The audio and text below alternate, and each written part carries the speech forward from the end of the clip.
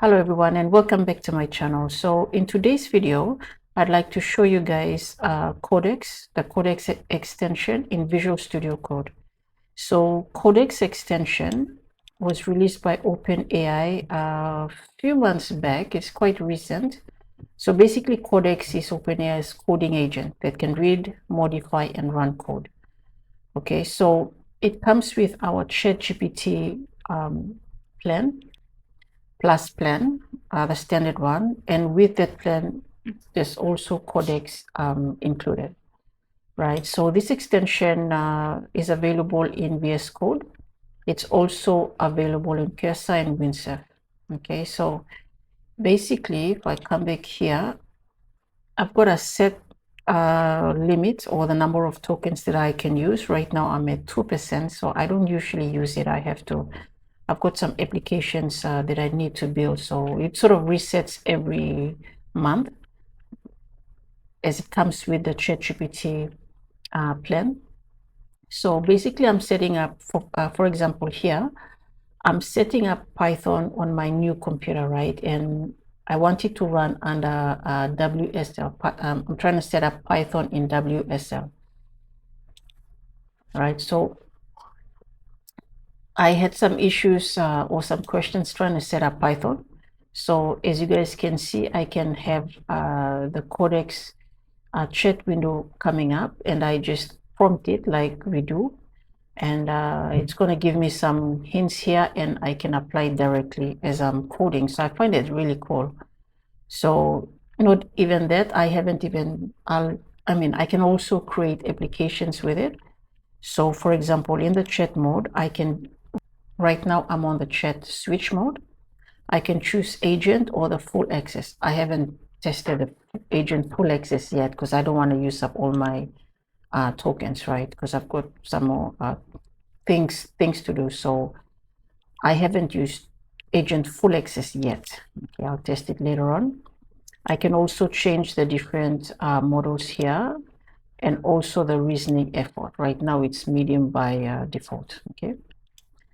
Currently, I'm working locally on my computer, but if I've got a cloud setup, of course, I can sort of send some or set it up in the cloud as well.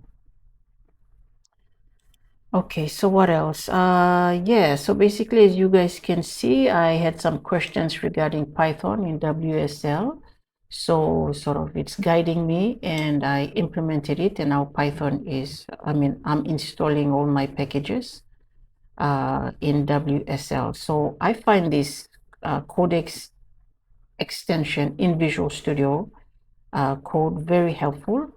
There'll be some other applications as well that I'm going to sort of run or prompt it to generate some apps for me, and then I can edit it directly in Visual Studio Code, right? So I don't have to do it in ChatGPT like we do before, like we prompt GPT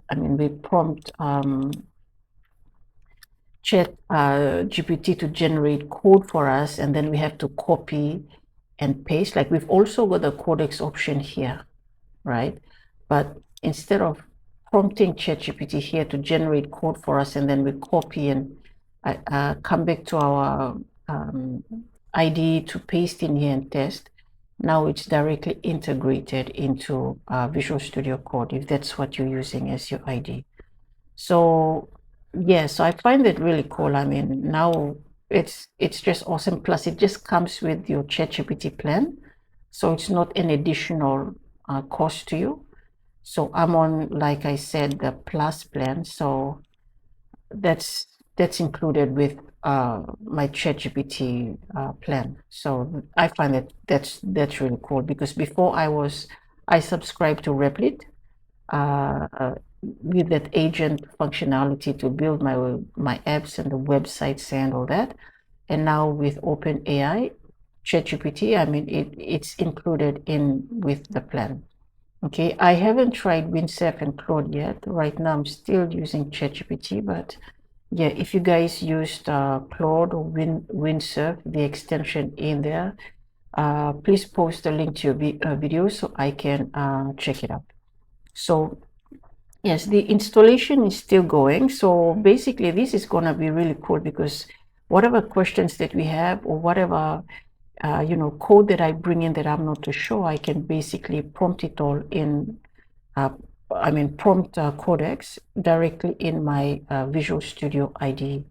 So in terms of learning, in terms of developing applications, it's going to go really fast. Okay, guys, so that was just a brief overview of Codex extension in Visual Studio Code. If you've got experience with other IDEs like Windsurf and Kesa, in regards to the Codex extension, please post your comments below so we can also check it out and learn from each other. Okay, so I want to thank you once again for watching, and I'll talk to you all in the next video.